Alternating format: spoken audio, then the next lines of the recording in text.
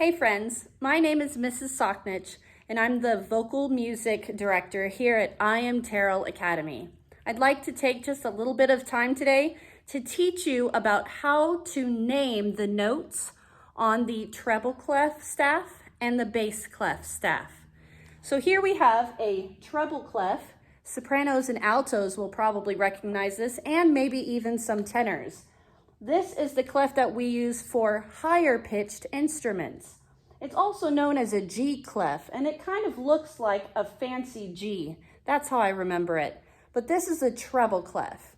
The other clef that you will see is the bass clef, and I'm sure our basses will recognize this. Yeah. So the bass clef is for our lower pitched instruments. As you can see, these clefs are on a 5-line music staff. That is the line that music is written on. Now, each of the notes, they all have solfege. You can call them by solfege, but here at IMT, we like to teach you how to call them by their names. Now, if you're familiar with the alphabet, which I hope you are, you will already know how to figure this out. So there are some sentences that you can use to remember what the lines are named on the treble clef staff and on the bass clef staff. The sentence that I like to use to remember what each of the lines' names are is, Elvis's guitar broke down Friday.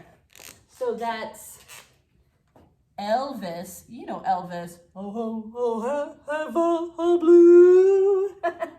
Elvis's guitar broke down Friday.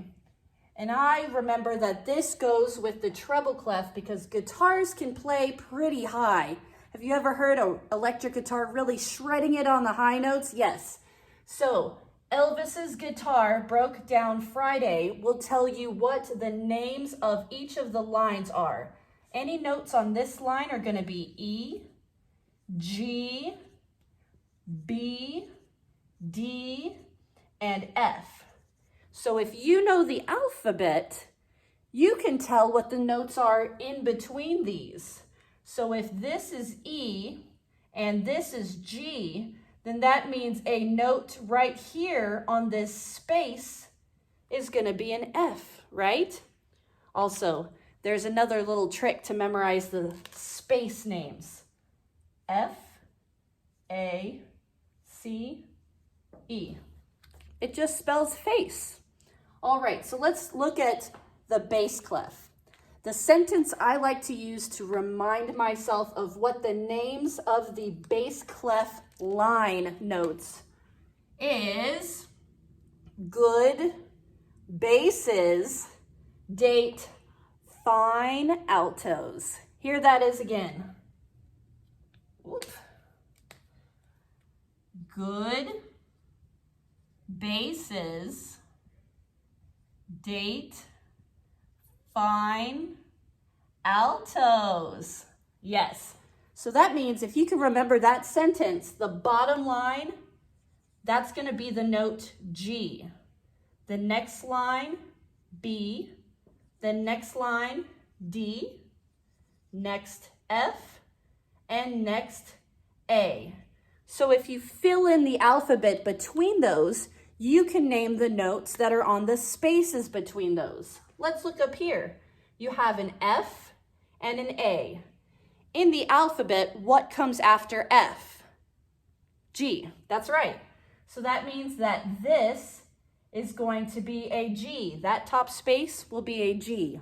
But yet again, I have another sentence for you. The way to remember the spaces in the bass clef is all cows eat grass. I mean, I'm not wrong. They do eat grass.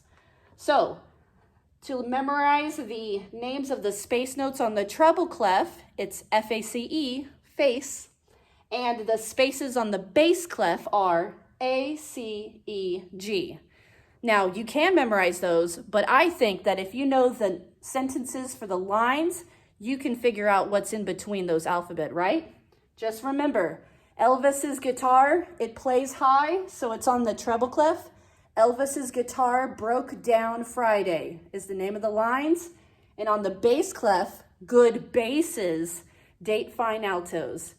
Good luck on your entrance exam, and I hope to see you here at Terrell. Bye-bye.